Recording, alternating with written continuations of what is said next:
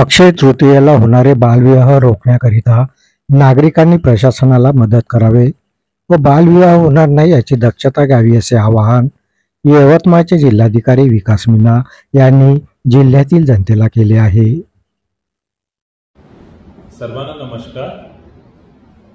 आपल्याला माहिती आहे उद्या अक्षय तृतीया आहे आणि त्या दिवशी आपल्या जिल्ह्यामध्ये विवाहाचे प्रमाण जास्त असतात, पण ह्या दिवसाला बालविवाह होणार नाही त्या संदर्भात आपले सगळे नागरिकांना एक मोठी मोहीम त्या दिवशी घ्यायची आहे। जर कोणत्याही ठिकाणी आपल्याला बालविवाह दिसून आला, बालविवाह म्हणजे 18 वर्षाचे कमी वयाची मुलगी किंवा 21 वर्षाचे कमी वयाचा मुलगा जर त्याचे लग्न आपल्या निर्देशनात आले, तो माझी सगळे लोकांना विनंती आहे की त्याच्या संदर्भात 1098 संपर्क क्रमांक आहे, त्यावर संपर्क करावा।